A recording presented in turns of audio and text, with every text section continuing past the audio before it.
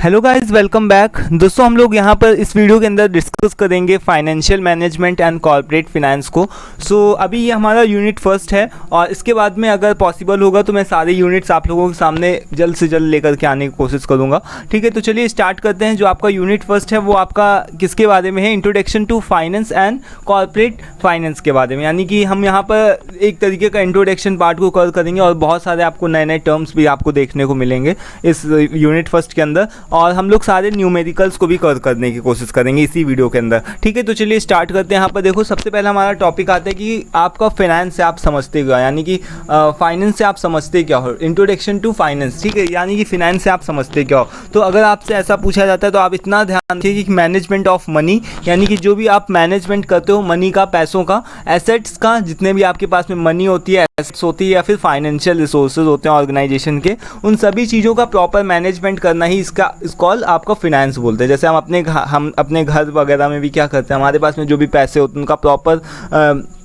जो भी जैसे कहाँ पर रखना है, कहाँ पर इन्वेस्ट करना है, इन सभी चीज़ों का डिसीजन लेते हैं। जो भी हमारे पास में जो भी हमारे एसेट्स होते हैं, लाइक कि हमारे पास में कुछ ज्वेलरी होती है, कुछ अलग से कुछ फर्नीचर होता है, उन सभी चीज़ों का हम एक तरीके का क्या प्रॉपर मैनेजमेंट करके रखते हैं, है ना, जिससे हमको आगे कोई फ्यूचर में तरीके की दिक्कत ना हो। तो यहाँ पर यही चीज़ बताई गई कि management of money, assets and financial resources in an organisation, इसी को आप फाइनेंस बोलते हो। ठीक है, so it encompasses various areas such as, जैसे फाइनेंस की प्लानिंग करना, इन्वेस्टमेंट के डिसीजंस लेना कि कहाँ पर इन्वेस्टमेंट किया जाए, जैसे कि जो भी प्रॉफिट अर्न हुआ तो जो भी आपका प्रॉफिट अर्न हुआ तो उस प्रॉफिट को कहाँ पर इन्वेस्ट करना है, सो दैट कि आपको ज़्यादा वहाँ से रेट ऑफ रिटर्न यानी ROI मिले। ठीक है, देन उसके बाद में बैंकिंग कहाँ करनी है आपको, इंश्योरेंस किस तरीके से करना है, इन सभी चीज़ों का आपको, ये सभी एक तरीके से ये सभी एरियाज़ हैं। इसका स्कोप भी जब भी आपसे पूछा जाएगा कि स्कोप बताओ, तो ये सारी चीज़ें आप इसमें इंक्लूड कर सकते हो कि फाइनेंस की प्लानिंग करना, इन्वेस्टमेंट डिसीजन लेना, बैंकिंग करना, इंश्योरेंस करना, ये सारी चीज़ें स्कोप के अंदर भी आती है। ठीक है, तो अभी नेचर पूछा जाएगा कि नेचर इसका बताओ कि फाइनेंस का फंक्शन क्या है, उसका नेचर क्या है। तो इससे हम क्या कर सकते हैं कि टाइम वैल्यू ऑफ मनी, यानी कि अपने जो भी एक पैसों की मनी होती है, जैसे आपको पता है कि जो भी पैसों की मनी होती है वैल्यू उसकी क्या होती रहती है, परचेजिंग पावर धीरे धीरे कम होती रहती है। जैसे सपोज़ कि हमारे पास में आज 100 रुपये है, तो उसकी आपको ये भी चीज़ पता होगी कि 100 रुपये की कीमत आपको आगे सेम 100 रुपये नहीं रहने वाली नेक्स्ट ईयर। ठीक है, वो कुछ ना कुछ उससे जितना सामान आप 100 रुपये में आज खरीद लोगे वो 1 साल बाद, 2 साल बाद आप नहीं खरीद सकते। तो ये क्या है, टाइम वैल्यू ऑफ मनी, इसका ये एक नेचर है। देन इससे हम क्या पता कर सकते हैं कि कितना कहाँ पर रिस्क है और कितना रिटर्न मिलेगा। ठीक है, एंड देन इसके बाद में कैपिटल एलोकेशन, कहाँ पर जो भी आपकी कैपिटल्स वगैरह है किस तरीके से आप उसको प्रॉपर एलोकेट करते हो, रखते हो, ये सारा इसका नेचर हो गया। ठीक है, देन इसके बाद में फाइनेंस मैनेजमेंट। तो फाइनेंस के बारे में भी हम लोगों ने पढ़ा, फाइनेंस क्या है, फाइनेंस से रिलेटेड क्या हम लोगों ने पढ़ा था कि जो फाइनेंस होता है कि proper management of money, assets and financial resources. ठीक है, तो फाइनेंस मैनेजमेंट का क्या मतलब हो गया कि आपको जो भी प्लानिंग करना, कि आप जो भी फाइनेंशियल मैनेजमेंट की जो भी प्लानिंग करना, उसको मॉनिटर करना और प्रॉपर कंट्रोल करना, यही चीज़ आपका क्या होगा कि फाइनेंस मैनेजमेंट से आप क्या समझते हो? मेनली आपका वही 5-4 चीज़ें आती है ना, कि प्लानिंग, ऑर्गेनाइजिंग, कंट्रोलिंग, ये सारी चीज़ें। तो जब भी मैनेजमेंट की जब भी बात आए तो फाइनेंशियल मैनेजमेंट जो भी होती है वो इन्वॉल्व करती है आपकी प्लानिंग करने में, देन उसके बाद में उसका प्रॉपर मॉनिटर करने में, और जहाँ भी दिक्कत आ रही है उसको प्रॉपर कंट्रोल करने में। ठीक है, तो इतना ध्यान रखो। ठीक है, देन इसके बाद में it involves making decisions about investing, कहाँ पर इन्वेस्ट करना है, कहाँ किससे उधार लेना है, कहाँ पर से किससे लेंड करना है, एंड इसके अलावा आपका मैनेजिंग फंड्स, जो भी फंड्स वगैरह है, जो भी आपका कहाँ पर कितना पैसा रखना है, ये सारी चीज़ें। और कभी कदार आपसे 2 नंबर में छोटा सा क्वेश्चन पूछा जा सकता है कि फाइनेंशियल मैनेजर कौन होता है, इसके बारे में बताओ। तो ये चीज़ आप ध्यान रखो कि हु इज़ रिस्पॉन्सिबल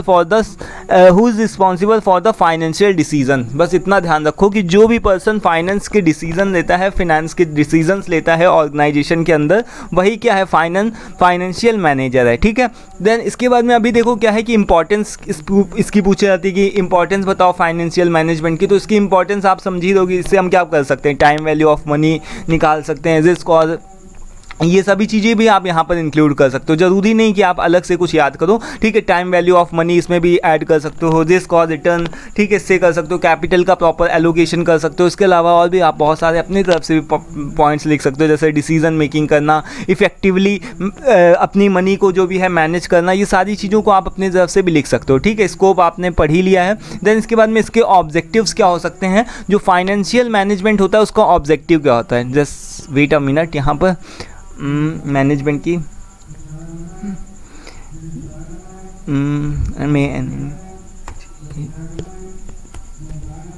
ठीक है। सो ये सर से इसकी स्पेलिंग गलत थी, तो अभी सही हो गया है। तो ये इसका ऑब्जेक्टिव जब भी पूछा जाएगा कि यानी कि फाइनेंशियल मैनेजमेंट के आपके ऑब्जेक्टिव्स क्या होते हैं, तो आपको दो ऑब्जेक्टिव ध्यान रखने हैं। पहला क्या आता है, प्रॉफिट मैक्सिमाइजेशन, और दूसरा आपका आता है वेल्थ मैक्सिमाइजेशन, ठीक है। इनके बीच में डिफरेंस भी पूछा जाता है, ये काफ़ी इंपॉर्टेंट चीज़ है कि प्रॉफिट मैक्सिमाइजेशन और वेल्थ मैक्सिमाइजेशन से आप क्या समझते हो, या फिर इनमें जो भी मेन डिफरेंस होता है उसको आपको बताना रहता है, ठीक है। तो हम यहाँ पर अभी पढ़ते हैं कि प्रॉफिट मैक्सिमाइजेशन, यानी प्रॉफिट मैक्सिमाइजेशन क्या होता है। तो यानी कि प्रॉफिट, जैसा नाम से पता चल रहा है कि दो वर्ड्स हैं, प्रॉफिट का मैक्सिमाइजेशन करना और वेल्थ का मैक्सिमाइजेशन करना। तो अगर हम बात करें जब भी प्रॉफिट मैक्सिमाइजेशन की, तो बहुत ही ट्रेडिशनल वे है और बहुत ही नैरो स्कोप रखता है। जैसे कि सब कोई चाहता है कि उसका प्रॉफिट इंक्रीज़ हो, ठीक है। एक कोई भी छोटा से छोटा जो भी बिजनेस वाला होगा वो भी यही चाहेगा कि उसका प्रॉफिट इंक्रीज़ हो। बट वेल्थ की जब भी हम बात करते हैं तो वो एक थोड़ा सा ब्रॉडर स्कोप में चला जाता है, ठीक है। तो जब भी प्रॉफिट मैक्सिमाइजेशन की बात होगी तो वहाँ पर इसका सिंपल सा ऑब्जेक्टिव यही होगा कि किस तरीके से, how to maximising the profits of the company और ऑर्गेनाइजेशन, किस तरीके से उसका आपको प्रॉफिट को बढ़ाना है। तो it choose the increasing product price, किस तरीके से आप कुछ नया प्रोडक्ट का प्राइस बढ़ा दो, या फिर आप अपने जो भी आप चल रहा है प्रोसेस में उसकी कॉस्ट को कम कर दो, या फिर introduce new product to generate high profit. इस तरीके से आप क्या कर सकते हो, प्रॉफिट का मैक्सिमाइजेशन करते हो। और ये मेनली जो होता है दोस्तों शॉर्ट टर्म पीरियड के लिए यूज होता है, ठीक है। आप शॉर्ट टर्म में प्रॉफिट का मैक्सिमाइजेशन कर सकते हो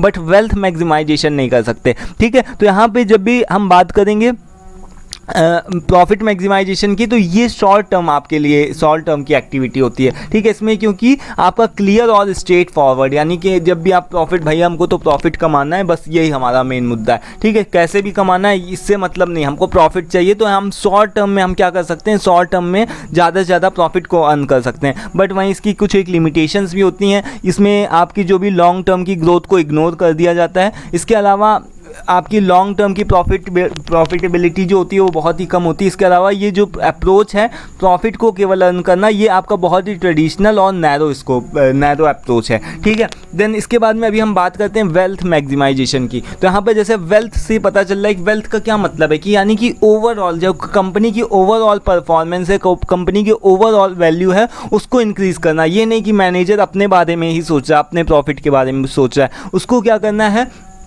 ओवरऑल कंपनी की हेल्थ के बारे में सोचना है, कंपनी की इमेज के बारे में सोचना, उसको केवल अपना ही ग्रो नहीं करना है, उसको अपने ग्रो के साथ साथ एम्प्लॉयज़ का भी, अपने सप्लायर्स, अपने वेंडर्स, उन सभी लोगों का ग्रो करना है, ठीक है। तो ये हो गया आपका वेल्थ मैक्सिमाइजेशन। ये एक तरीके का ज़्यादा ब्रॉडर स्कोप में आपका यूज़ हो रहा है। जैसे यहाँ पर क्या बताया गया कि maximising the wealth of a company share holders, यानी कि इसके जो भी शेयर होल्डर्स हैं, जिन भी लोगों ने उसके ऊपर पैसा लगाया है, उसके ऑनर्स भी हो सकते हैं, उसके मैनेजर्स, एम्प्लॉयज़, सभी लोगों को मिला करके जो भी increasing the overall value of a company, यही आपका क्या है, वेल्थ मैक्सिमाइजेशन, ठीक है। तो इसके कुछ एक एडवांटेज हैं, जैसे इसमें हम किस के ऊपर फोकस करते हैं, लॉन्ग टर्म के ऊपर फोकस करते हैं, और इसमें हम लोग अपने शेयर होल्डर्स, एम्प्लॉयज़, सभी लोगों के ऊपर फोकस करते हैं। इसका ये एडवांटेज है। बट एक डिसएडवांटेज भी है, वो डिसएडवांटेज ये है कि इसमें हम लोग less profit in short term period, यानी कि इसमें अगर हम चाहें कि हमको कम समय में ज़्यादा से ज़्यादा प्रॉफिट मिल जाए तो वो मे बी कुछ केसेस में पॉसिबल हो सकता है, बट बहुत से सारे ऐसे केसेस होते हैं जहाँ पर हमको कम समय में जल्दी से प्रॉफिट नहीं मिलता है, जब भी अगर हम बात करते हैं वेल्थ मैक्सिमाइजेशन की, ठीक है। तो इसके बीच में डिफरेंस आप देख लीजिए, ये डिफरेंस सेम है। इसमें हम लोग शॉर्ट टर्म की बात करते हैं, जबकि वेल्थ मैक्सिमाइजेशन में लॉन्ग टर्म की बात करते हैं। इसमें हम लोग शेयर होल्डर्स को भी इंक्लूड करते हैं, उनके बारे में भी सोचते हैं, उनका भी ध्यान रखते हैं, बट इसमें हम लोग उनके बारे में ध्यान नहीं रखते, केवल अपने जो भी मैनेजर्स हैं, जो भी ऑनर है कंपनी का, वो अपने फ़ायदे के बारे में, अपने प्रॉफिट के बारे में ध्यान रखता है, ठीक है। तो ये इसके बीच में मेनली डिफरेंस होता है। अभी देखो यहाँ पर हमारा नेक्स्ट टॉपिक है कि कॉर्पोरेट फिनेंस। सो कॉर्पोरेट फिनेंस से आप क्या समझते हो? तो कॉर्पोरेट फिनेंस का सिंपल सा मतलब समझो कि जो भी एक फाइनेंशियल मैनेजर होता है, जो भी एक फाइनेंस का मैनेजर होता है, उसकी जो भी रिस्पॉन्सिबिलिटीज़ होती हैं, ठीक है, उसी को क्या बोलते हैं? कॉर्पोरेट फिनेंस बोलते हैं, ठीक है। यहाँ पर हमने क्या बताया कि जो भी एक फाइनेंशियल मैनेजर है आपकी कंपनी, उसके जो भी रोल्स और रिस्पॉन्सिबिलिटीज़ हैं, किस तरीके से वो कंपनी का किस तरीके से वो कंपनी के डिसीजंस लेता है, उसी को क्या बोल देंगे हम? कॉर्पोरेट फिनेंस बोलेंगे। तो यही चीज़ है कि making decisions related to the mergers and acquisition के बारे में आपने पढ़ा था। मर्जर्स का मतलब कि जब दो कंपनियां मिलकर के एक हो जाती हैं, जैसे hero Honda, Maruti Suzuki. And acquisition का मतलब जब एक कंपनी दूसरी कंपनी को हायर करती है, जैसे गूगल ने एंड्रॉयड को हायर किया, फेसबुक ने व्हाट्सअप को, इस तरीके से इसका एक्विजिशन करना, ठीक है। देन इसके बाद में इन एसेंस अगर हम इसको शॉर्ट में बात करें तो कॉर्पोरेट फिनेंस का सिंपल सा मतलब है कि managing the financial resources, making investment decisions and managing capital structure of a company. किस तरीके से इन सभी चीज़ों को प्रॉपर मैनेज करना है, कि फाइनेंशियल रिसोर्सेज का कैसे मैनेजमेंट करना है, कहाँ पर इन्वेस्ट करना है और किस तरीके से कैपिटल का स्ट्रक्चर करना है, इन सभी चीज़ों को ही आप पूरा कॉर्पोरेट फिनेंस बोलते हो। अब यहाँ पर हमारे पास में नेक्स्ट टॉपिक आता है, दैट इज़ कॉर्पोरेट गवर्नेंस। तो कॉर्पोरेट गवर्नेंस क्या होता है और एजेंसी प्रॉब्लम क्या होती है, इसको हम लोग डिस्कस करते हैं। ये भी काफ़ी इंपॉर्टेंट टॉपिक है आपका, मतलब ये आ जाता है, ठीक है। तो कॉर्पोरेट गवर्नेंस का सीधा सा मतलब है कि ऐसे रूल्स और रेगुलेशंस कंपनी के लिए बनाना, ऐसे रूल्स और प्रोसेस को बनाना कंपनी के लिए जिसके ऊपर जो कंपनी होती है वो डायरेक्ट करती है और कंट्रोल्ड होती है। जैसे अगर कंपनी के अंदर कोई भी रूल्स रेगुलेशंस नहीं बने होंगे, कोई भी प्रोसेस वगैरह नहीं बना होगा, तो क्या होगा? सभी लोग जानवर की तरीके काम करते रहेंगे, जिसका जब मन होगा तब वो आ रहा है, ठीक है। कोई शिफ्ट का कोई प्लानिंग नहीं है कि किसी भी शिफ्ट में आओ, कभी भी आओ, ठीक है। तो ऐसे काम नहीं चलेगा ना कॉर्पोरेट के अंदर। तो इसी तरीके से हम अपने घरों में भी देखते हैं कि कोई एक रूल होता है कि कब कहाँ जा रहे हो तो अपने पेरेंट्स से बता करके जाओ, कभी भी आओ तो उनसे बताओ, क्या पूछो, ये सारी चीज़ें। जैसे घर में रूल्स रेगुलेशन, आपके कॉलेज में होता है कि ड्रेस पहन करके आओ, ये वो, है ना। तो उसी तरीके से कॉर्पोरेट में भी यही होता है कि रूल्स और रेगुलेशन, सेट ऑफ रूल्स और रेगुलेशंस होते हैं जिसके ऊपर कंपनी जो होती है वो डायरेक्टेड होती है और कंट्रोल्ड की जाती है, ठीक है। उसी के अकॉर्डिंग, यानी उन्हीं रूल्स और रेगुलेशंस के अकॉर्डिंग ही कंपनी को काम करना रहता है। इसी को आप क्या बोलते हो? कॉर्पोरेट गवर्नेंस, ठीक है, इसी को बोलते हो। तो इसका मेन जो एम होता है वो यही होता है कि ट्रांसपेरेंसी हो और साथ में अकाउंटेबिलिटी हो। अगर कहीं आपका काम कोई नहीं हो रहा तो आप उसके लिए जवाब दे सको और सभी लोगों को सारी पॉलिसीज़, जो भी रूल्स वगैरह हैं, वो पता होने चाहिए कॉर्पोरेट के अंदर, ठीक है। अब आप जैसे कि अगर आपके कॉलेज वगैरह में, स्कूल में यूनिफॉर्म चलती, तो अगर आप कलर ड्रेस में पहुँच गए तो आप ये नहीं बोल सकते कि वहाँ पर कि हमको तो पता ही नहीं था कि यहाँ पर यूनिफॉर्म चलता है। यानी कि सभी लोगों को पहले ही बता दिया जाता है कि यहाँ पर यूनिफॉर्म चलेगा, इस तरीके का आपको इतने बजे एंट्री करना है गेट के अंदर, ये सारी चीज़ें क्लियर तरीके से बताई जाती हैं। तो वो क्या हो गया? ट्रांसपेरेंसी। और अकाउंटेबिलिटी का मतलब कि अगर कोई ऐसे उन रूल्स और रेगुलेशंस को नहीं फॉलो कर रहा है तो उसके लिए क्या है कि उसके लिए उसको जवाब देना पड़ेगा, अकाउंटेबल होना पड़ेगा, ठीक है। तो यही चीज़ है। और जबकि एजेंसी जो प्रॉब्लम है, एजेंसी प्रॉब्लम क्या रेफर करती है? आपकी मैनेजर्स और ओनर्स के बीच में कॉन्फ्लिक्ट को, ठीक है। हमने क्या बोला यहाँ पर? मैनेजर्स और एम्प्लॉयज़ के बीच कॉन्फ्लिक्ट नहीं हो रहा है, किसके किसके बीच में हो रहा है? प्रिंसिपल्स, जो भी यानी कि जो भी ओनर्स हैं कंपनी के, ठीक है, और जो मैनेजर्स हैं उनके बीच जो कॉन्फ्लिक्ट हो रहा है उसको ही एजेंसी प्रॉब्लम बोलते हैं। लेट्स से, देखो मेरा यहाँ पर कहने का क्या मतलब है कि जैसे कि अगर मैं किसी कंपनी में जाता हूँ, वहाँ पर अगर मैं HR मैनेजर हूँ या फिर कोई भी क्वालिटी मैनेजर हूँ, तो मैं उस कंपनी का केवल मैनेजर हूँ, ठीक है। वहाँ से रिलेटेड, यानी एक तरीके की मुझे पावर मिली है, वहाँ से रिलेटेड मैं डिसीजंस को ले सकता हूँ, उस कंपनी के लिए, उसकी प्रॉफिट के लिए मैं काम कर सकता हूँ। बट अगर कोई ये बोले कि तुम कंपनी के क्या मालिक हो, तो नहीं, कंपनी का मैं मालिक नहीं हूँ, लेकिन उस कंपनी के अंदर मैं ऐसा मैनेजर काम कर रहा हूँ, ठीक है। मालिक कोई दूसरा है, ऑनर कोई दूसरा है। तो इस तरीके से क्या होता है कि कई बार जो ऑनर होता है, जो मालिक होता है कंपनी का, वो कुछ और सोचता है और जो मैनेजर्स होते हैं उसका कुछ दूसरा एम होता है करने का, ठीक है। तो इनके बीच में जो भी कॉन्फ्लिक्ट होता है, इसी को एजेंसी प्रॉब्लम बोलते हैं, ठीक है। इतना ध्यान रखिएगा। तो bye implementing good corporate governance, practices company, यानी इसकी तरीके से अगर हम अच्छे तरीके से कॉर्पोरेट गवर्नेंस को अगर हम सही तरीके से सारे रूल्स और रेगुलेशंस को लगाएंगे तो हमारी एजेंसी प्रॉब्लम्स यानी कि मैनेजर्स और ओनर्स के बीच में जो भी कॉन्फ्लिक्ट चलता है वो प्रॉब्लम कम किया जा सकता है, मिनिमाइज और एलिमिनेट किया जा सकता है। ठीक है, जैसे कि यहाँ पर एक आपको चीज़ बताई गई है, इधर से गवर्नेंस का एक एग्जाम्पल प्रॉपर तरीके से बताया गया है, यहाँ पर सारी चीज़ें लिखी हुई हैं। मैं इस एग्जाम्पल को शॉर्ट में बताता हूँ, आप अपने लैंग्वेज में इसको लिख सकते हो। ठीक है, लेट्स से कि अगर जैसे हम अपने स्कूल में, मान लो कि आप अपने स्कूल में क्या करते हो कि आपको एक तरीके का प्रोजेक्ट दिया गया, आपकी एक तरीके की टीम बनाई गई। ठीक है, तो उसमें क्या है कि वन स्टूडेंट ऐसा लीडर, यानी कि एक स्टूडेंट को क्या बना दिया गया, उस पूरे प्रोजेक्ट का आपकी टीम का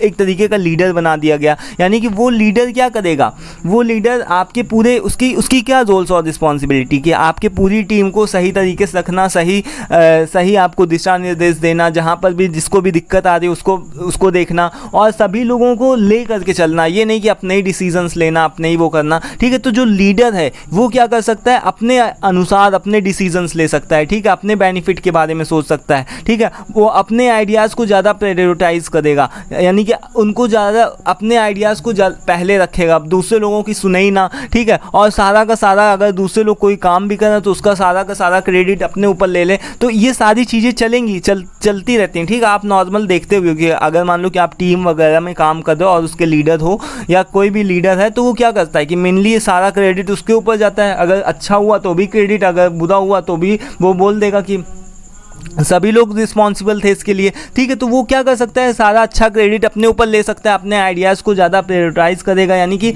उसको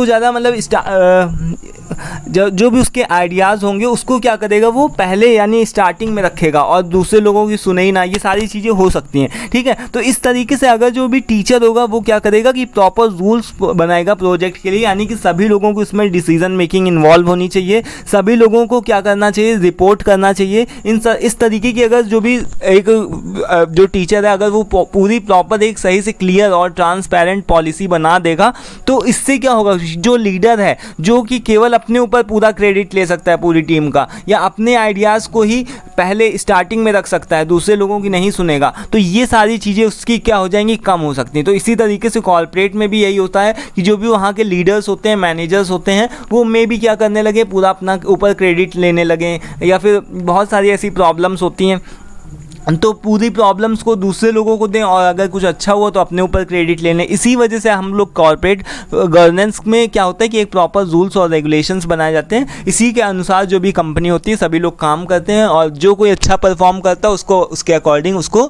उसका लाभ दिया जाता है। ठीक है, यही चीज़ बताई गई है। ठीक है, एजेंसी प्रॉब्लम को हम लोगों ने समझ ही लिया है कि एजेंसी प्रॉब्लम का मेनली मतलब क्या होता है कि जो भी कंपनी के ओनर्स हैं, शेयर होल्डर्स हैं और जो भी कंपनी के मैनेजर्स हैं कंपनी के बीच में, उनके बीच में क्या होगा, अगर कॉन्फ्लिक्ट हो रहा है तो वही क्या है, एजेंसी प्रॉब्लम है। ठीक है, यहाँ पर एक छोटा सा एग्जांपल है, जैसे कि मान लो कि सपोज दैट कि अगर मेरी मान लो कि मेरी कोई जगह है। ठीक है, मेरी कोई जगह है, मान लो कि मेरे पास में एक मेरा मान लो कि एक मेरी ऑफिस बिल्डिंग है वो खाली पड़ी है, तो मैंने क्या किया, उस ऑफिस को, उस बिल्डिंग को क्या कर दिया, उठा दिया रेंट के ऊपर। ठीक है, तो अब वहाँ पर के जो भी मैनेजर्स होंगे उसका ऑनर मैं हूँ, यानी कि वहाँ पर जो भी बिल्डिंग है उसका ऑनर मैं हूँ। ठीक है, तो ये क्या है कि मेरा क्या रहेगा कि मैं क्या चाहूँगा कि जो भी उसका रेंट हो वो क्या हो, मैक्सिमाइज हो, जबकि वहाँ के जो भी मैनेजर्स होंगे उसका क्या उनका क्या उद्देश्य रहेगा कि कम से कम एक्सपेंसेस देना, कम से कम रेंट पे करना। तो यहाँ नहीं कि हम किस दिशा में जा रहे हैं, हम इधर साइड जा रहे हैं, हम क्या चाहते हैं कि हमारे बिल्डिंग का रेंट क्या हो, बढ़ जाए, जबकि जो भी वहाँ के मैनेजर्स होंगे, वहाँ पर के जो भी मैनेजर्स होंगे वो क्या चाहेंगे कि हमारा रेंट घट जाए, यानी कि दोनों ही लोग हम अपोजिट डायरेक्शन में जा रहे हैं और मैनेजर्स अपोजिट डायरेक्शन में जा रहे हैं। ठीक है, तो इस तरीके से यहाँ पर ये एक छोटा सा एग्जांपल है कि किस तरीके से कॉन्फ्लिक्ट क्रिएट हो सकता है।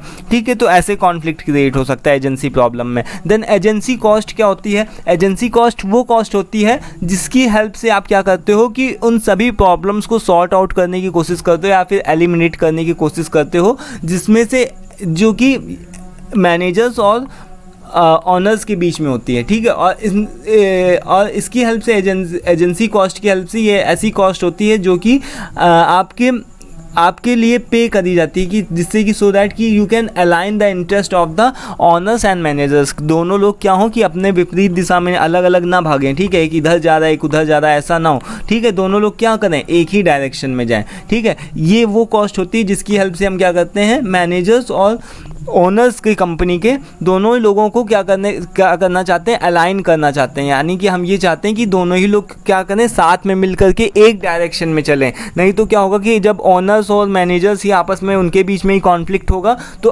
उस केस में ऑर्गेनाइजेशन कैसे ग्रो करेगी, ठीक है। आई होप कि आपको क्लियर हो गया होगा, समझ रहे होगे आप यहाँ पर, ठीक है। तो यही चीज़ यहाँ पर बताया गया कि जैसे कि हम उसके लिए क्या कर सकते हैं, हम लोग मॉनिटरिंग सिस्टम का यूज़ कर सकते हैं, परफॉर्मेंस बेस्ड इंसेंटिव्स का कुछ भी कर सकते हैं। यानी कि उस तरीके का हम लोग फिक्स कर सकते हैं कि इंसेंटिव्स वगैरह रखेंगे, जिसकी परफॉर्मेंस अच्छी होगी उसको हम लोग इंसेंटिव्स प्रोवाइड करेंगे, या फिर हायरिंग एक्सटर्नल ऑडिटर्स, ये सभी चीज़ों के लिए हम यूज़ कर सकते हैं, ठीक है। तो इससे हम क्या कर सकते हैं, इन सभी चीज़ों की कॉस्ट को हम क्या कर सकते हैं, कम कर सकते हैं। यानी कि यहाँ पर से हमारी कॉस्ट क्या हो रही है, कॉस्ट हमको देनी पड़ रही है, एजेंसी की कॉस्ट है, इसको हमको देना पड़ रहा है। कैसे कैसे देना पड़ रहा है, मॉनिटरिंग सिस्टम का यूज़ करके, परफॉर्मेंस बेस्ड इंसेंटिव्स का यूज़ करके, एक्सटर्नल ऑडिटर्स को बुला करके, इन सभी चीज़ों से हम क्या कर रहे हैं कि मैनेजर्स और ऑनर्स दोनों लोगों की जो भी अलग अलग डायरेक्शन में जा रहे थे उनको एक ही डायरेक्शन में भेज सकते हैं। यानी कि एक ही डायरेक्शन में करके प्रॉब्लम को सॉर्ट आउट कर सकते हैं। तो इसके लिए अलग अलग, जैसे मैंने बताया कि यहाँ पर आप इंसेंटिव्स को प्रोवाइड करो, मॉनिटरिंग करो, देन ट्रांसपेरेंसी और डिस्क्लोजर, इन सभी चीज़ों का यूज़ करो, ये चीज़ है, ठीक है। तो अब एक बहुत ही इंपॉर्टेंट टॉपिक आता है, दैट इज कि कॉर्पोरेट वैल्यूएशन मॉडल। तो इसके अंदर आपको न्यूमेरिकल्स वगैरह भी देखने को मिलेंगे। तो अभी यहाँ पर देखो क्या है कि कॉर्पोरेट वैल्यूएशन मॉडल जो होता है, ये एक तरीके के क्या मॉडल्स होते हैं, ये मॉडल्स हैं क्या एक्चुअल में, तो ये ऐसे टूल्स होते हैं, फाइनेंशियल टूल्स होते हैं, used to determine the value of a company और इट्स सिक्योरिटी। इस मॉडल्स के थ्रू, ये जो अभी हम लोग मॉडल्स को डिस्कस करेंगे, इन मॉडल्स के थ्रू हम क्या कर सकते हैं, इन मॉडल्स के थ्रू हम क्या कर सकते हैं, कंपनी की वैल्यू को देख सकते हैं कि कंपनी कितनी वैल्यूएबल है, उसकी सिक्योरिटी कितनी है। सपोज दैट जब भी हम कंपनी में, कोई भी कंपनी में जाते हैं तो उसकी वैल्यू चेक करते हैं ना कि कंपनी की वैल्यू क्या है, उसकी सिक्योरिटी कितनी है। ऐसा तो नहीं कि हम हायर हों और हम 2 4 10 महीने काम करें उसके बाद में कंपनी भाग जाए, ठीक है, हमारी कोई सिक्योरिटी ना हो। तो यानी कि ये ऐसे फाइनेंशियल टूल्स हैं जिसकी हेल्प से हम पता कर सकते हैं कि वैल्यू क्या है कंपनी की और उसकी सिक्योरिटी क्या है। तो ये मॉडल्स क्या करते हैं, हेल्प करते हैं इन्वेस्टर्स की, एनालिटिक्स की और मैनेजर्स की to make informed decisions and regarding for the value of a business. जो जैसा भी वैल्यू होता है बिजनेस का, उसकी हेल्प से वो लोग प्रॉपर डिसीजन मेकिंग कर सकते हैं। अभी यहाँ पर 4 तरीके के आपको बताए गए हैं। कौन कौन से 4 मॉडल्स हैं, ये सबसे पहला आपका आता है कि asset based valuation model, asset based valuation model आता है। देन इसके बाद में cash flow based valuation model आता है, अर्निंग बेस्ड वैल्यूएशन मॉडल आता है, and then CAPM, capital asset pricing model, ठीक है। तो अभी ये दोनों दोस्तों काफ़ी इंपॉर्टेंट है, asset based valuation model and cash flow based valuation model, ठीक है। और हाँ, आपका ये CAPM भी काफ़ी बार यानी आपसे शॉर्ट वगैरह में पूछा जा सकता है। तो अभी हम लोग फिलहाल देखते हैं एसेट बेस्ड वैल्यूएशन मॉडल, ये वाला, ठीक है, इसको देखते हैं और इसका न्यूमेरिकल वगैरह को भी सॉल्व करेंगे। तो यहाँ पर देखो एसेट बेस्ड वैल्यूएशन मॉडल जो होता है, इसको हम लोग सिंपली जो होता है एसेट अप्रोच के नाम से भी जान सकते हैं। और ये क्या है कि वैल्यू ऑफ अ कंपनी, यानी कि इससे हम क्या डिटरमाइन कर सकते हैं, इससे हम पता कर सकते हैं कि कंपनी की वैल्यू क्या है based on it's tangible and intangible assets. यानी कि इसमें क्या क्या ऐसे कौन कौन से एसेट्स हैं, जैसे टेंजिबल एसेट्स में हम लोग क्या उसके पता कर सकते हैं कि हमारे पास में कितना मटेरियल है, हमारे पास में कितना माल है, कितना कंपनी के पास में ना कि उसका इंफ्रास्ट्रक्चर कैसा है, कैसे फर्नीचर्स हैं, क्या क्या कहाँ पर चीज़ें यूज़ हुई हैं। तो ये सभी चीज़ें क्या हुई, टेंजिबल। बट इनटेंजिबल का क्या मतलब हो कि उसमें अच्छे एम्प्लॉयज़ हैं, अच्छे मैनेजर्स हैं, ये सभी लोग भी तो एसेट्स होते हैं ना कंपनी के। तो ये क्या है कि इससे हम क्या पता कर सकते हैं कि कितने लोग क्या, मतलब कि जो भी इनटेंजिबल और टेंजिबल एसेट्स कितने हैं कंपनी में, ठीक है, उसके हिसाब से उसकी कंपनी की वैल्यू को पता करना ही क्या बोलते हैं हम लोग, एसेट बेस्ड वैल्यूएशन मॉडल, ठीक है। तो इससे हम क्या कैलकुलेट कर सकते हैं, net worth of a company by subtracting the total liabilities from the total value of its assets. यानी कि अभी आपको नहीं समझ में आएगा, बट यहाँ पर इसका आप ध्यान कर लो कि ये चीज़ बताई गई है, ये फॉर्मूला है। यानी कि आप जब भी आप क्या करते हो कि जो आपकी टोटल एसेट्स है, ठीक है, टोटल एसेट्स है और टोटल लाइबिलिटीज़ को माइनस कर देते हो। यानी कि आपके पास में जितनी आपकी पास में जो भी आपकी ऐसी चीज़ें हैं, जो भी आपके एसेट्स हैं, ठीक है, उन सभी चीज़ों को जब आप क्या करते हो कि लाइबिलिटीज़ को उससे माइनस कर देते हो, जो भी आपके ऊपर जैसे कर्ज हो गया, डेप्ट हो गया, इन सभी चीज़ों को आप माइनस कर देते हो, तो यही क्या हो जाता है आपका value asset based valuation model. तो यहाँ पर इसका एग्जांपल दिया गया, अभी हम लोग एक एक करके समझते हैं। यहाँ पर देखो, जैसे कि हम अगर बात करें तो एसेट में क्या क्या चीज़ें इंक्लूड होती हैं। एसेट में देखो आपका प्रॉपर्टी, बिल्डिंग्स, ये सारी चीज़ें इंक्लूड हो गई, ठीक है, इक्विपमेंट, मशीनरी, ये सभी चीज़ें इंक्लूड हुई, इन्वेंट्री और साथ ही साथ में कैश एंड कैश इक्विवेलेंट्स, ये सारी चीज़ें आपकी एसेट्स में आती हैं, ठीक है। मान लो कि आपकी सपोज दैट की प्रॉपर्टी बिल्डिंग्स 2 बिलियन की है, ठीक है, 2 मिलियन की है। देन उसके बाद में यहाँ पर कुछ चीज़ें बताई गई हैं, जैसे आपके जो भी कंपनी के अंदर इक्विपमेंट्स और मशीनरी हैं वो करीब 5 लाख रुपए के हैं। देन इन्वेंट्री की कॉस्ट, इन्वेंट्री जो है वो करीब 3 लाख रुपए उसका हो गया, ठीक है। देन उसके बाद में यहाँ पर 1 लाख रुपए कैश, ये इस तरीके का कैश वगैरह पड़ा हुआ है कंपनी के अंदर। तो ये सभी चीज़ें क्या हो गई कि एसेट्स के फॉर्म में हो गई, ठीक है। अब इसी की लाइबिलिटीज़ की बात करें तो यानी कि कंपनी के ऊपर कितना कर्ज है, कितना लोन है, ये सारी चीज़ें हो गई। देन अकाउंट्स पेबल, ये सभी चीज़ें कितनी है, उसी के हिसाब से हम क्या करते हैं, जो भी एसेट्स होती है, जो भी हमारी लाइबिलिटीज़ होती हैं, मान लो कि हमने आधे पास में एसेट्स कितनी थी, इन सभी का टोटल हमने किया यहाँ पर, जैसे 2 बिलियन, यहाँ 2 मिलियन है, 2 million plus 50 lakh plus 3 lakh plus 1 lakh, इन सभी चीज़ों को हमने यहाँ पर क्या किया, टोटल किया और यहाँ पर टोटल लाइबिलिटीज़ को किया। यानी कि जो टोटल हमारी लाइबिलिटीज़ थी 1 मिलियन की, एंड देन यहाँ पर 2 लाख रुपीज़ जो भी है ना, यहाँ पर 2 लाख रुपीज़ की जो भी टोटल लाइबिलिटीज़ थी, इन दोनों को हमने क्या किया, सम किया। यानी कि यहाँ पर से इसका हमने टोटल एसेट्स अलग सम किया और टोटल लाइबिलिटीज़ को अलग सम किया। उसके बाद में टोटल एसेट्स से हम लोगों ने टोटल लाइबिलिटीज़ को क्या कर दिया, माइनस कर दिया, ठीक है। इसी से आप क्या कर सकते हो कि इसी तरीके से आप पता कर सकते हो कि यानी कि आपकी एक्चुअल में यानी वैल्यू क्या है आपकी कंपनी की, ठीक है। तो ऐसे ही पता कर सकते हो, यानी कि आपके पास में जो भी कर्ज वगैरह उन सभी चीज़ों को तो माइनस करोगे ही ना। मान लो कि आज मेरे पास में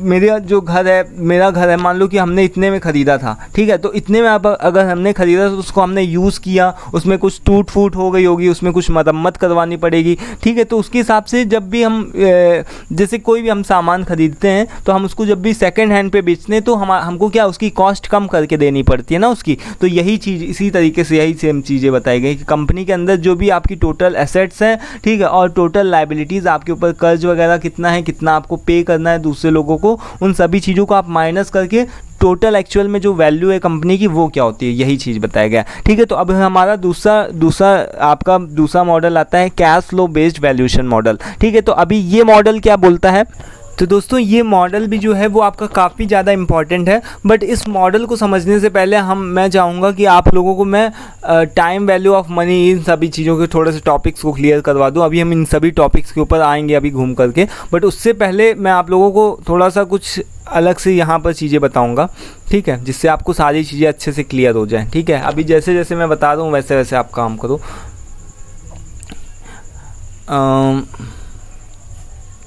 वेट अ मिनट, हाँ, यहाँ पर सबसे पहले अभी आप देख लो टाइम वैल्यू ऑफ मनी। यहाँ पर इस टॉपिक को आप सबसे पहले पढ़ लो, कंपाउंडिंग जो भी आपके कंपाउंडिंग फैक्टर्स वगैरह होते हैं उन सभी चीज़ों को पढ़ लो। देन उसके बाद में उस तरीके के मॉडल में जाना, क्योंकि न्यूमेरिकल्स वगैरह हैं, तो न्यूमेरिकल्स हैं तो उसके लिए आपको ये सभी चीज़ें पता होनी चाहिए। तो यहाँ पर देखो time value of money, time value of money का क्या मतलब है, जैसे अभी हमने बताया था यहाँ पर कि जैसे जैसे आपका जो भी पैसा है वो क्या होता है, तो उसकी परचेजिंग पावर है क्या, कम होती जाती है। यहाँ पर यही चीज़ बताई गई कि जो भी पैसा, उसकी purchasing power of money declines over time. जैसे कि जो भी मान लो 500 रुपये की जो भी आज कीमत है वो 1 साल बाद 2 साल बाद वो उतनी नहीं रहेगी, ठीक है। तो ये चीज़ है। तो इसका मतलब क्या है कि टाइम वैल्यू ऑफ मनी में क्या है concept, money available at the present time is worth more than the same amount in the future. यानी कि जो सेम अमाउंट फ्यूचर में होगा और जो सेम अमाउंट आज आपके पास में मनी का है वो ज़्यादा मैटर करता है। यानी कि जो आज के समय पे आपके पास में जो 500 रुपये का नोट है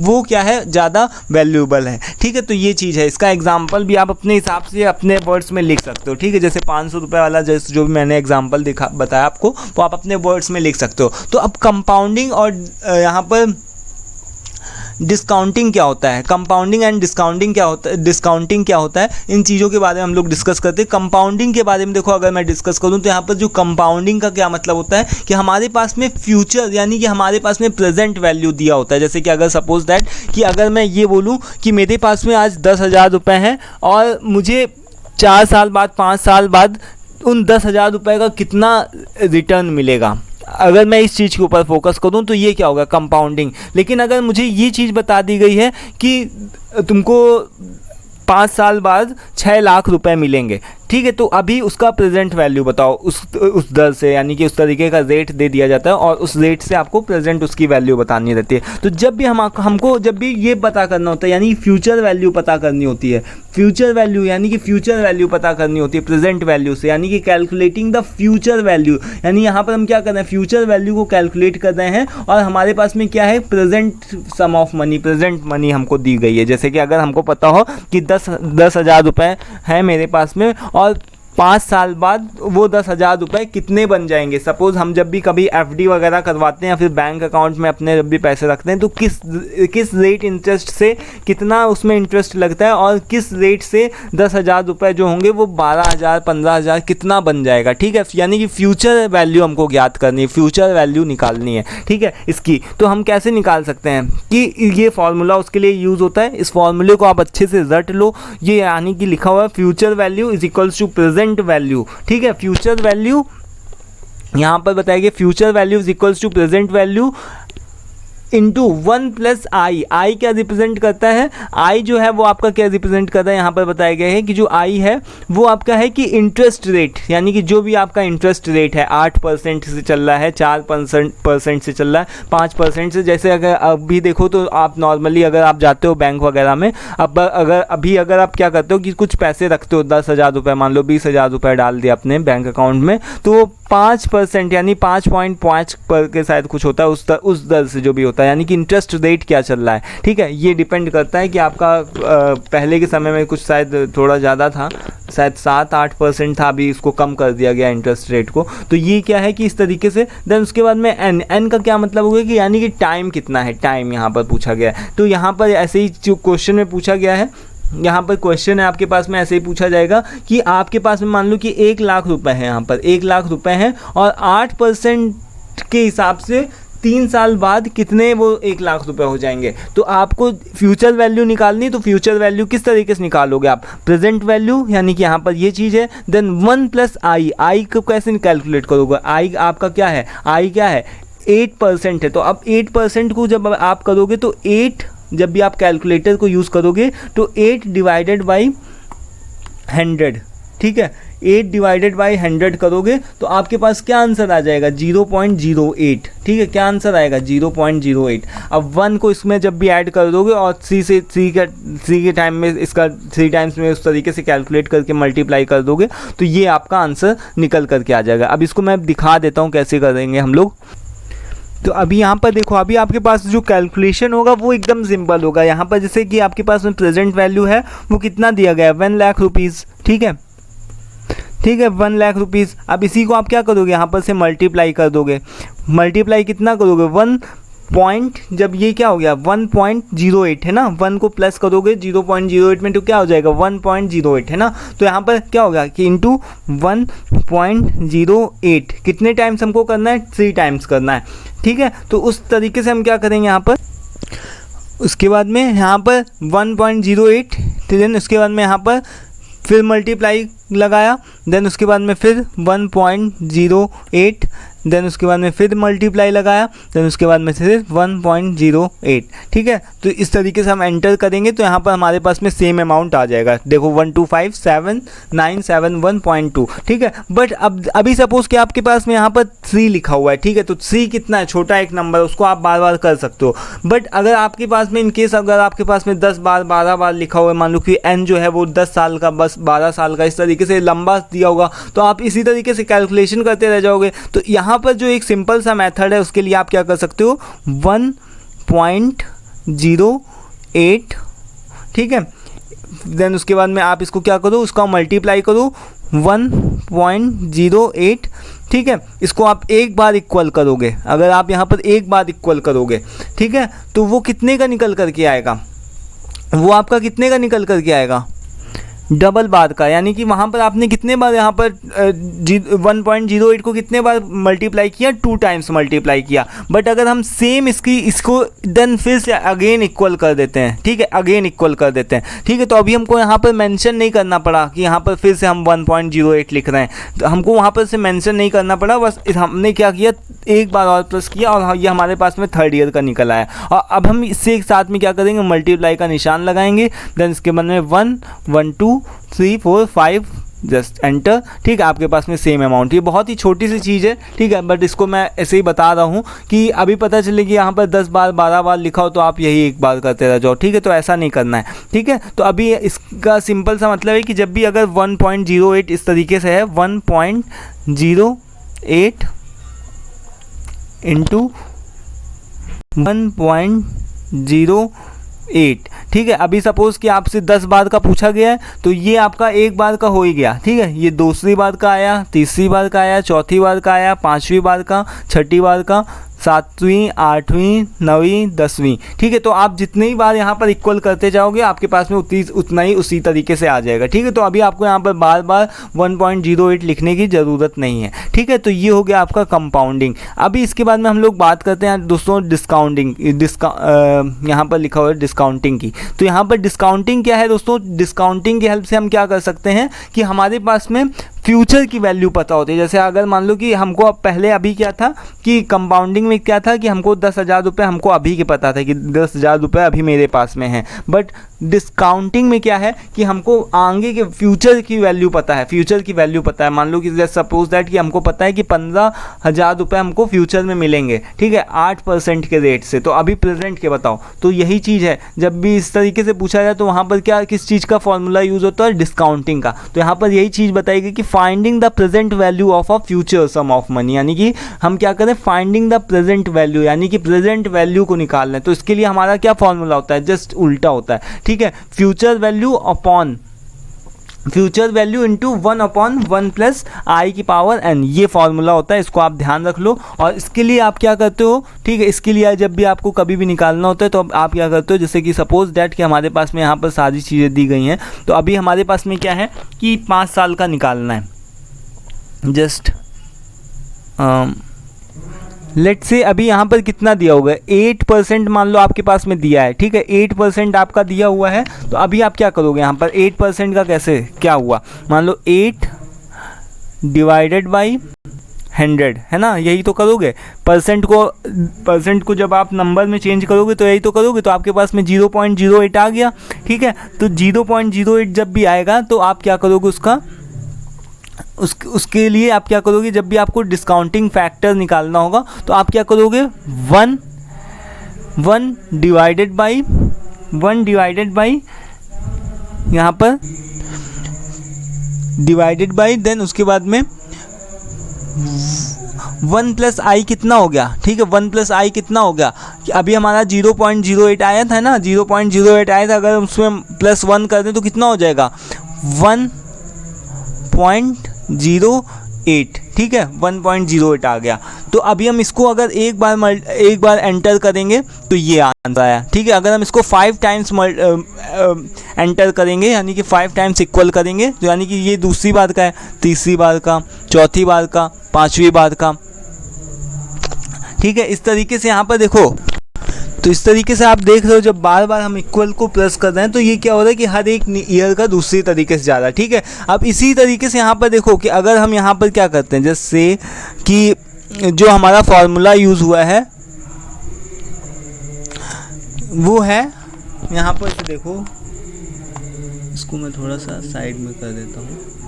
जो यहाँ पर हमारा फॉर्मूला यूज़ हुआ है वो क्या है कि future value upon 1 plus i की पावर n, ठीक है। तो अभी यहाँ पर क्या है कि हमारा n वाला इशू पड़ रहा है। जितने बार यहाँ पर हमारे पास में 5 लिखा होगा 5 बार हम प्लस करेंगे इक्वल, 10 लिखा होगा 10 बार इक्वल प्लस करेंगे, ठीक है। तो यहाँ पर देखो कि हमारे पास में कितना है, 1000 है, हमने यहाँ पर क्या किया, 1000 जस्ट प्लस किया, 1000 डिवाइड बाई, यहाँ पर डिवाइड का निशान लगाया, देन उसके बाद में 1,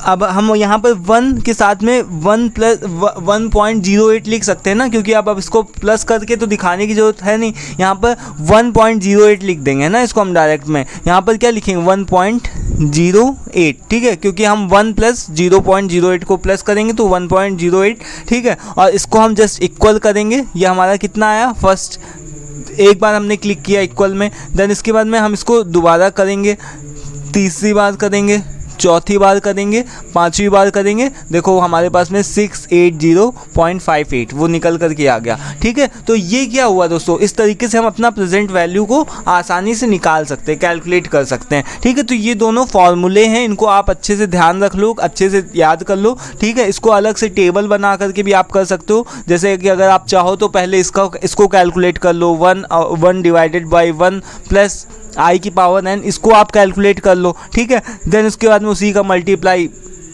फ्यूचर वैल्यू से करवा दो, उसी का मल्टीप्लाई करवा दो, या फिर आप डायरेक्ट इसको क्या कर सकते हो, इस तरीके से कर सकते हो, ठीक है। तो इसमें कोई इशू नहीं है। तो यही मेन बात थी, इसको कंपाउंडिंग एंड डिस्काउंटिंग के बारे में इसको बताना था, तो वो आप लोग सीख चुके हो और यही मेन फॉर्मूले हैं। इसके बाद में अभी देखो, अभी हम लोग चलते दोस्तों थोड़ा आगे की तरफ, जिसमें अभी हम लोगों को कुछ क्लियर करना है। अभी हम लोगों ने कौन सा मॉडल देखा था, यहाँ पर हमारे पास में कितने मॉडल थे, 4 मॉडल थे, ठीक है। एसेट बेस्ड वैल्यूएशन मॉडल, अभी हम लोग बात करेंगे cash flow based valuation model के बारे में, ठीक है। तो cash flow based valuation model के अंदर जब भी हम बात करेंगे तो यहाँ पर भी देखो, ये सीधा सा मतलब है कि इसको आप लोग क्या बोल सकते हो, DCF, अगर जब भी इसको आप लोग डिस्काउंटेंट कैश फ्लो के नाम से भी बोल सकते हो, डिस्काउंटेंट कैश फ्लो का शॉर्ट फॉर्म DCF हो गया। और इसको क्या है कि एक तरीके का अगर सिंपल टर्म्स में बात करें तो इससे क्या कर सकते हैं, हम क्या कर सकते हैं, current value of future cash flow, यानी कि जो DCF है यानी डिस्काउंटेंट कैश फ्लो है, जो डिस्काउंटेंट कैश फ्लो है उसकी हेल्प से हम क्या कर सकते हैं, क्या डिटरमाइन कर सकते हैं, current value of future cash flow, यानी कि करंट में वैल्यू क्या चल रही है, अगर हमको फ्यूचर में कोई भी अमाउंट दे दिया जाए तो उस दर से करंट में उसका क्या वैल्यू है, इस चीज़ को हम कंसीडर कर सकते हैं। यानी कि how much something is worth to us right now, यानी कि आज के समय में किसी पैसे की क्या वैल्यू होगी अगर हमारे पास में वही अमाउंट, अगर कोई भी अमाउंट अगर फ्यूचर में दे दिया जाए। लेट्स से कि अगर हम बोलें कि 20,000 रुपये तुमको 3 साल बाद मिलेंगे, ठीक है, कितने रेट के दर से, 8% के रेट से या फिर 5% के रेट से तुमको 3 साल बाद तुमको 20,000 रुपये मिलेंगे। तो अभी हम उसको करंट में देखने के लिए हम लोग क्या यूज़ करेंगे, DCF, ठीक है। DCF का क्या मतलब हुआ, इसका यहाँ पर फॉर्मूला लिखा हुआ है, देखो, cash flow first upon 1 plus R की पावर फर्स्ट, देन इसी तरीके से आप इसको ऐड करते जाओ जितना भी n टाइम्स, यानी कि जितने भी बार हो उसको n टाइम्स यहाँ पर ऐड करते जाओ, ठीक है। तो अभी इसका यहाँ पर एक एग्जांपल देखते हो जिससे कि यहाँ पर और क्लियर हो जाएगा आपका। अभी यहाँ पर देखो एक प्रॉब्लम लिखी हुई है जिसमें आपका इनिशियल इन्वेस्टमेंट, ठीक है। इनिशियल इन्वेस्टमेंट हमेशा ध्यान रखिएगा कि जो भी इनिशियल इन्वेस्टमेंट होगा उसको आपको हमेशा निगेटिव साइन के साथ में यूज़ करना है, ठीक है। जो भी इनिशियल इन्वेस्टमेंट होगा उसको आप हमेशा निगेटिव साइन के साथ में यूज़ करोगे। यहाँ पर मुझे थोड़ा सा मार्क करने दो जिससे आपकी और क्लियरिटी बढ़े। थोड़ा सा समझने में भी डिफ़िकल्ट हो सकता है बट आपको करना तो पड़ेगा ही। फर्स्ट यूनिट के अंदर जितने भी चीज़ें हैं, जैसे इनिशियल इन्वेस्टमेंट जब भी आप देखोगे तो उसको आप माइनस में करोगे, ठीक है। इसके बाद में यहाँ पर कैश फ्लो जो है, यहाँ पर देखो कैश फ्लो जो है वो कितना दिया गया है। कैश फ्लो का सिंपल सा मतलब कि हर एक ईयर में, यानी कि जो भी आपके पास में, यानी कि 15,000 7 साल तक की आपका कैश फ्लो चलता है, यानी कि 15,000 एक ईयर में भी, 15,000 दूसरे ईयर में, 15,000 तीसरे ईयर में, इस तरीके से 7 साल तक चलता है। कई बार कई ऐसी सिचुएशन आती है कि कैश फ्लो आपका अलग से दिए जाते हैं, जैसे कि फर्स्ट ईयर में 15,000 है, सेकेंड ईयर में 16,000 हो सकता है, थर्ड ईयर में दूसरा अमाउंट हो सकता है, इस तरीके से आपको दिया जाता है। लेकिन ये अच्छा रहता है, ये बेटर रहता है कि अगर आपके पास में हर एक ईयर के जो आपके कैश फ्लो हो वो सेम हो, ठीक है। इससे कैलकुलेशन वगैरह करने में आसानी हो जाती है, ठीक है। इसके बाद में आपका यहाँ पर रेट ऑफ जो भी इंटरेस्ट रेट वगैरह दिया गया है, ठीक है। तो इससे आप क्या पता कर दो, आपके पास में यहाँ पर देखो टाइम भी पता चल चुका है और इनिशियल अमाउंट भी पता चल चुका है, कैश फ्लो भी आपके पास में है। तो अभी आपको क्या करना है, यहाँ पर से आपको क्या निकालना है, DCF। जब भी कभी भी DCF निकालने को बोला जाएगा तो आपको ये प्रोसीजर करना है। अभी देखो हम दिखाते हैं यहाँ पर, ठीक है। सबसे पहले स्टेप में हमारे पास में क्या है कि हमने क्या किया, इनिशियल इन्वेस्टमेंट को हमने लिखा, देन इसके बाद में कैश फ्लो पर ईयर 15,000, कितने साल तक कितना परसेंट रेट लग रहा है, 12%, देन इसके बाद में कितने साल के लिए, 7 साल के लिए, ठीक है। तो इसके लिए हम क्या करेंगे, first year, second year, third year, fourth year, fifth, six, seventh, ठीक है। 7 ईयर का था, 7 ईयर का हमने इस तरीके से लिखा। तो अभी यहाँ पर कैश फ्लो हमारा सेम चल रहा है, 15, 15, 15 इस तरीके से। देन इसी तरीके से यहाँ पर हम क्या करें कि 12%, जब भी आप अगर 12% करोगे तो 12 डिवाइडेड बाई 100 करोगे तो 12% का क्या आप लिख सकते हो, 0.12 लिख सकते हो, ठीक है। और अगर इसको आप इसके साथ में ऐड कर दोगे, 1 को ऐड कर दोगे तो 1 + 1.2, ठीक है। यहाँ पर देखो, इसको हम कैलकुलेटर की हेल्प से और अच्छा समझ लेते हैं।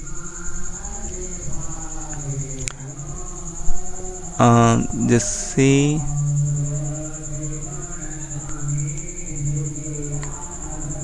तो आई होप कि आपको यहाँ पर से बहुत छोटा लिखा है, तो आप थोड़ा सा अपने वीडियो का रेजोल्यूशन वगैरह जो है उसको बढ़ा लीजिए, हाई कर लीजिए, जिससे आपको सारी चीज़ें एकदम क्लियर दिखें। एटलीस्ट 480p पे वगैरह देखोगे तो सही से सब दिखाई पड़ेगा, ठीक है। तो यहाँ पर देखो, थोड़ा सा इसको जूम ही कर देते हैं, लेकिन अगर जूम करेंगे तो फिर यहाँ पर दिक्कत होगी, चलो कोई नहीं। तो यहाँ पर देखो, हमारे पास में यहाँ पर क्या है कि 15,000 डिवाइडेड बाई 1.12, ठीक है। हम क्या करेंगे, इसको प्लस कर देंगे ना, 1.12, ठीक है। हम यहाँ पर क्या कर रहे हैं, 15,000, यहाँ पर हमने क्या लिखा, 15,000 15000, देन इसके बाद में डिवाइड का निशान लगाया, देन 1.12, ठीक है। इसको जस्ट हम इक्वल करेंगे एक बार में, जैसे अगर हम एक बार में इक्वल करेंगे, एक बार में देखो अगर हमने इक्वल किया, हमारे पास में कितना आया, 13392, देखो हमने यहाँ पर लिखा है 13392, दिख रहा है आपको, 13392, देख लो यहाँ पर से, ठीक है। अब इसके बाद में हमने क्या किया, जस्ट सेकंड बार में इक्वल किया, वो हमारा सेकंड ईयर के लिए निकला 11957, ठीक है। अरे चलो उतना चलता है, 957 नहीं लिखा है यहाँ पर, 931, ठीक है। ज़रूरी नहीं यहाँ पर जितने भी कैलकुलेशन हो वो सही हो, ठीक है, क्योंकि ये थोड़ा सा मैंने अलग से अपनी तरफ से चेक नहीं किया, बट जस्ट एन एग्जांपल है, ठीक है। उसके बाद में 10676, यहाँ पर देखो 676, हर एक चीज़ें आपके एक्यूरेट नहीं, बट हाँ एकदम, यानी कि 10 इधर ये जो भी नंबर्स लिखे हुए हैं ये आपके एक्यूरेट हैं, ठीक है। एकदम हर एक पॉइंट का नहीं ध्यान रखा जाता है। देन इसके बाद में 953, तो यहाँ पर आपके 9501 है। इस तरीके से आप क्या कर दो कि 7 बार का आप आसानी से यहाँ पर से क्या कर सकते हो, 7 ईयर्स का आप क्या कर सकते हो, आसानी से कैलकुलेट कर सकते हो कैलकुलेटर की हेल्प से,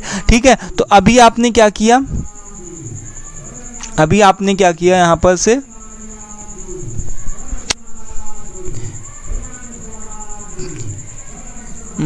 अभी आपके पास में यहाँ पर 7 साल का हो गया ना, इस तरीके से 7 साल का हो गया। तो अब यहाँ पर आप क्या करोगे कि आपके पास में जो इनिशियल, जैसे अभी मैंने बताया कि जो भी आपके पास में इनिशियल इन्वेस्टमेंट होता है उसको आपको घटाना रहता है। तो अभी इसको आप टोटल करो, आपने 7 साल का ये पूरा निकाला हुआ है ना, इसको आप टोटल करो। तो जब भी हम इसको टोटल करेंगे तो जो भी हमारा टोटल आया मान लो 68,000 कुछ करके आया, 512 इस तरीके से करके आया, पॉइंट वगैरह में कुछ, देन उसको इनिशियल पेमेंट क्या थी, 50,000 थी, उसके साथ हमने उसको क्या कर दिया, माइनस कर दिया। तो टोटल प्रेजेंट वैल्यू, यानी कि टोटल प्रेजेंट वैल्यू हमारी क्या निकल करके आ गई, 18,512 इस तरीके से निकल करके आ गई, यानी कि यूजिंग DCF मॉडल। जब भी DCF मॉडल पूछे, डिस्काउंटिंग, ये लिखा हुआ है डिस्काउंटिंग कैश फ्लो, जब भी आपसे पूछे या फिर आपसे ये इस तरीके से ये फॉर्मूले को यूज़ करने के लिए कहे, तो आप इसको आसानी से कर सकते हो, ठीक है। जब भी आपके पास में इस तरीके की चीज़ें दी हुई, तो आपको आई होप कि आपको ये न्यूमेरिकल तो क्लियर हो गया होगा। अभी इसका देखो कि टाइप्स ऑफ DCF टेक्निक्स, जो भी DCF है, डिस्काउंटेड कैश फ्लो है, यहाँ पर देखो डिस्काउंटेड कैश फ्लो जो है उसके टाइप्स बताए गए हैं, कितने उसकी टेक्निक्स होती है। तो मेनली आपको यहाँ पर क्या पढ़ना है, एनपीवी के बारे में पढ़ना है एंड आईआरआर के बारे में पढ़ना है। दोनों के ही न्यूमेरिकल आते हैं और बहुत ही सिंपल वे में समझ लेते हैं। देखो एनपीवी क्या होता है, आपका नेट प्रेजेंट वैल्यू होता है। नेट प्रेजेंट वैल्यू का क्या मतलब होता है कि profitability of an investment by considering the time value of the money. यानी कि यहाँ पर हम क्या कर रहे हैं कि जब भी हम कोई इन्वेस्टमेंट करते हैं, कहीं पर भी जब भी हम कोई इन्वेस्टमेंट करते हैं तो हम देखते हैं कि उसकी आगे चल के फ्यूचर में उसका हमको कितना परसेंटेज, कितना हमको उसकी प्रॉफिट मिलेगा। ठीक है, लेट्स से कि अगर हम कोई भी प्रॉपर्टी खरीदते हैं, कहीं भी ज़मीन वगैरह खरीदते हैं तो उसको हम कंसीडर करके चलते हैं कि ये रेट चल रहा है, इस रेट से जो भी ज़मीन है वो बढ़ रही है तो फ्यूचर में 10 साल बाद इतने की हो जाएगी ये ज़मीन। ठीक है, तो इस तरीके से हम क्या कर रहे हैं, यानी कि यही होता है net present value. It simply means कि difference between the present value of cash inflows and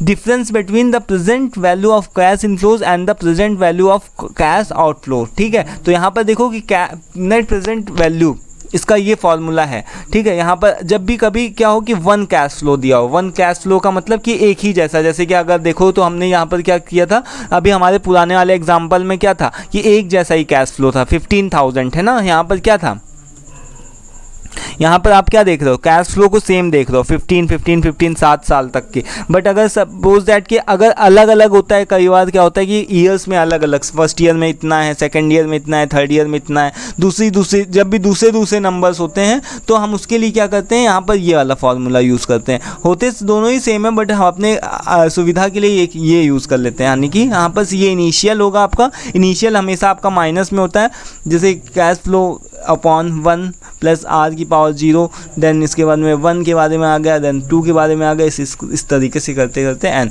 ठीक है, तो ये आपका मेनली फार्मूला होता है, इसको आप ध्यान कर लेना, अच्छे से याद कर लेना। ठीक है, तो इसका एग्जांपल यहाँ पर से देखते हैं कि हमारे पास में दिया क्या क्या हुआ है।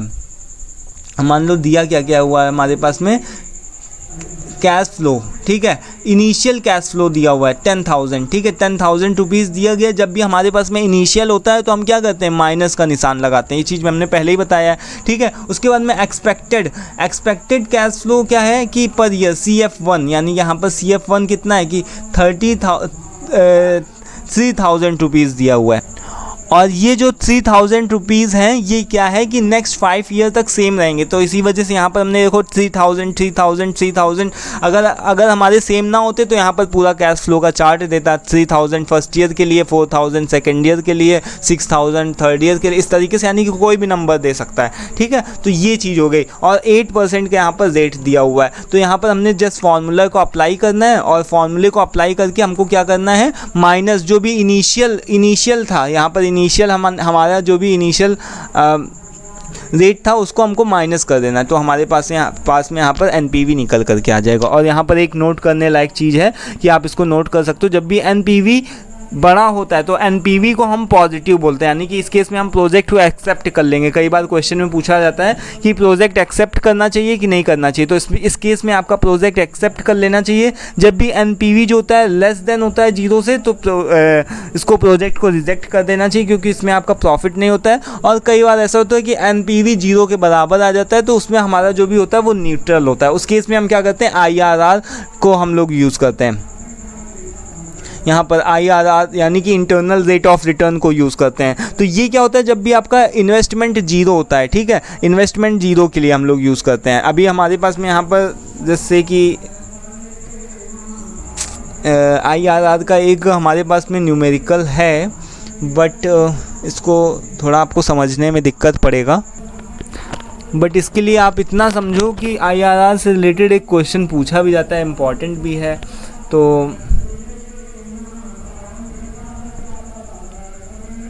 देखो एक काम करते हैं यहाँ पर, इसको मैं एक बार बता देता हूँ, वैसे आपको समझ में आ जाना चाहिए। जो IRR होता है, जो IRR है वो आपका उसका फॉर्मूला यहाँ पर लिखा हुआ है, L + NL upon NL minus NH into H minus L। ठीक है, इस तरीके से लिखा हुआ है। ठीक है, सो ये इसका फॉर्मूला। एक्चुअल में मेरे पास में चीज़ें कम है, यानी अभी मेरे पास में जो काम जैसे जो बोर्ड्स वगैरह होता है उसमें प्रॉपर समझाया जा सकता है, बट अभी इसको मैं सही से समझा नहीं सकता।